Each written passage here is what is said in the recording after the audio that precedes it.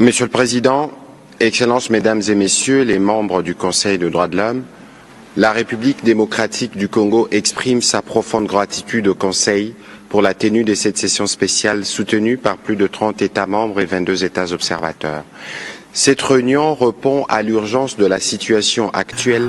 Bwana Perezida nyakubahwa banyacyubahiro bagize inama y'uburenganzira bwa muntu. Repubulika Iharanira Demokarasi ya Kongo yifuje gutanga ishimwe ryimbitse rwose kuri iyi nama y'uburenganzira bwa muntu yatumijwe mu buryo bwihuse, ihangayikishijwe rwose n'ibirimo kubera mu gihugu cyacu, igashyigikirwa n'ibihugu birenga 30 by'abanyamuryango ndetse n'ibihugu 22 by'indorerezi. Iyi nama igamije rwose kwiga ku kibazo cyihutirwa cy'uburenganzira bwa muntu, cyane cyane ku bwicanyi burimo gukorerwa abaturage bo mu ntara ya Kivu y'Amajyaruguru na Kivu y'Amajyepfo, bitewe rwose n'ibitero byagabwe n'ingabo z'u Rwanda zifatanyije n'abambari bazo ba AFC M23. Ibitero mu by'ukuri by'ibisasu bitagiraho bigenewe byagabwe mu nkambi z'impunzi n'ahatuwe abaturage benshi b'inzirakarengane, byazamuye umubare w'abantu benshi bahitanwe n'iyi ntambara, binateza ibyago bikomeye cyane ku mibereho y'abaturage, harimo rero abari bamaze kwimurwa ku gahato. Ibyo bitero byakozwe bigambiriye rwose kwibasira abaturage bihujwe kandi bibujijwe n'amategeko mpuzamahanga, cyane cyane amategeko mpuzamahanga y'ubutabazi. Ni mu gihe cy'intambara yirinda rwose kugira abo bihutaza kwibasira abasivile ndetse no guteza imibabaro idafite ishingiro. Ingabo z'u Rwanda n'abambari bazo bahinduye ibitero n'inkambi z'impunzi ibirindiro by'intambara. Ibi rero birashyira mu kaga ubuzima bw'abaturage barimo abagore n'abana batagira kirengera. Ni mu mujyi wa Goma aho amazi, amashanyarazi ndetse n'ibindi bikorwa remezo byahagaritswe. Ayo mategeko mpuzamahanga yarenzweho mu buryo bukabije, byose bikozwe n'abo bantu. Ibitero bitagira aho bigenewe byibasiye amazu y'abaturage, byateye abaturage guhunga ari benshi cyane, ndetse n'inkambi z'impunzi zigabwaho ibitero. Imibare ya Loni iragaragaza ko kuri ubu ngubu ubugizi bwa nabi bumaze guhitana abarenga 3,000, abandi barenga 3,000 n'ubundi barakomeretse mu buryo bukomeye. Ubwicanyi, gufata ku ngufu abagore basaga 200, kwica urubozo ndetse n'ishimutwa ry'abana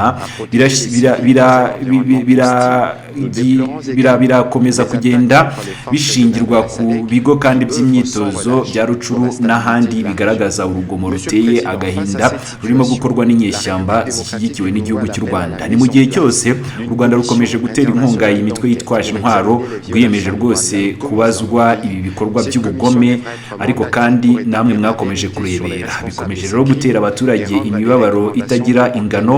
MONUSCO ifite inshingano zo kurinda amahoro ku butaka bwa Repubulika Iharanira Demokarasi ya Kongo, hamwe rero n'abagira neza bakorana nayo bagiye rero bacibwa intege n'ibyo bitero byinshi byagiye bigabwa biturutse muri icyo gihugu cy'abaturanyi, bikabangamira kandi ubushobozi bw'abo ngabo ba MONUSCO n'abandi barinda bakanaharanira uburenganzira bwa muntu mu kurinda abasivile.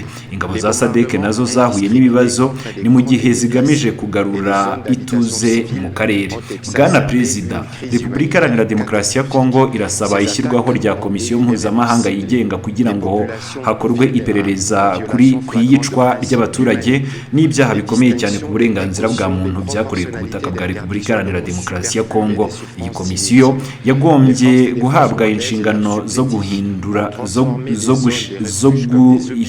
zo guhishura ukuri ndetse no kugaragaza abakoze ibyo byaha bagashyikirizwa ubutabera. Turahamagarira ibihugu by'umuryango wacu gufata ingamba zihamye zo gukumira ibikorwa nk'ibi ngibi ni mu bihe bizaza, binyuze mu kongera ubushobozi bwo kugenzura ibimenyetso n'iterabwoba, guhuza neza ibikorwa bya MONUSCO, ingabo za Repubulika Iharanira Demokarasi ya Kongo n'abafatanyabikorwa bo mu karere, kugira ngo abasivile barindwe, hakumirwe kandi izindi mpamvu zaterwa n'abo barimo kutugabaho ibitero ndetse n'izateza ubundi bwicanyi.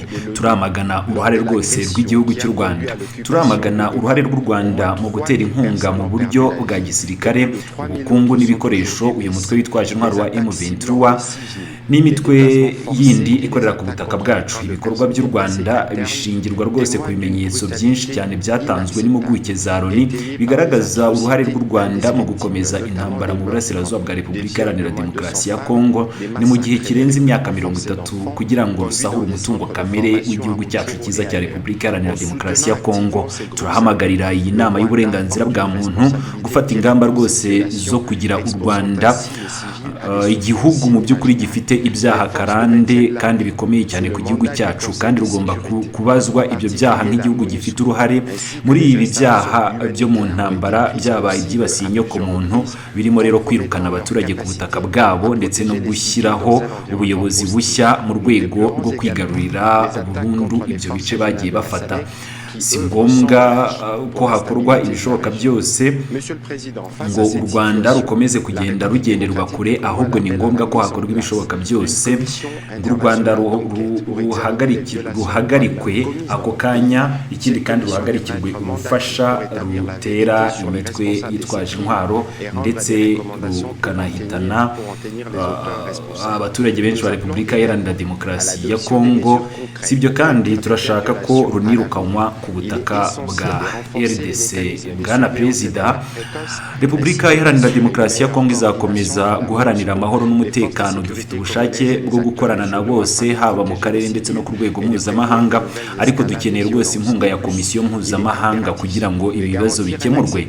Turongera gusaba ko u Rwanda rubibazwa mu buryo bwuzuye ku cyaha cy'ukwigwizaho ubutaka, ubwicanyi n'ibindi byaha byibasira inyoko muntu. Turahamagarira ibihugu byose gushyigikira umwanzuro watanzwe muri iyi nama nk'ikimenyetso cy'ubufatanye n'abaturage ba Repubulika Iharanira Demokarasi ya Kongo babayeho mu gahinda bitewe n'imitego y'ubwicanyi n'ubushotoranyi bwa Kigali. Murakoze. Entre la MONUSCO, les forces de sécurité congolaises et les acteurs régionaux afin de protéger les civils et de prévenir de nouvelles escalades des violences. De plus, il est impératif de garantir un accès humanitaire immédiat et sans restriction pour permettre de mieux prendre en charge des milliers de blessés, évacuer les cas les plus graves et réduire les risques de propagation d'épidémies telles que le choléra, les mpox dans une ville traumatisée dont certaines rues ont été transformées en cimetières. Nous rejetons fermement l'implication continue de certains États, notamment le Rwanda, dans le soutien logistique, militaire et financier à des groupes armés opérant sur notre territoire. Les soutiens du Rwanda au M23, documentés à plusieurs reprises, y compris par les groupes d'experts mandatés par les Conseils de sécurité des Nations Unies, a alimenté la violence dans l'Est de notre pays depuis plus de 30 ans, exacerbant la guerre pour des raisons liées à l'exploitation de ressources minières stratégiques de la République démocratique du Congo.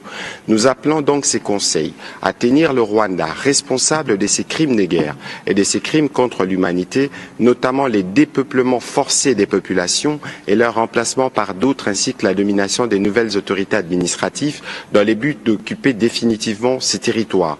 Il est urgent d'exercer une pression internationale pour que le Rwanda cesse immédiatement son soutien à ces groupes armés et se retire tout aussi immédiatement du territoire congolais. Monsieur le Président, la République démocratique du Congo reste pleinement engagée dans la recherche de la paix et de la stabilité. Nous réaffirmons notre volonté de travailler de manière constructive avec tous les acteurs régionaux et internationaux, mais il est impératif que la communauté internationale soutienne fermement nos efforts pour mettre fin à cette crise de protection et à la souffrance de notre peuple dans la partie est de notre pays. Nous réitérons donc notre appel à la responsabilité pleine et entière du Rwanda dans cette situation et à des mesures immédiates pour mettre fin à son soutien aux groupes armés. L'adoption par consensus de la résolution qui vous a été présentée serait signe de solidarité pour les millions de Congolais qui vivent aujourd'hui sous l'occupation des forces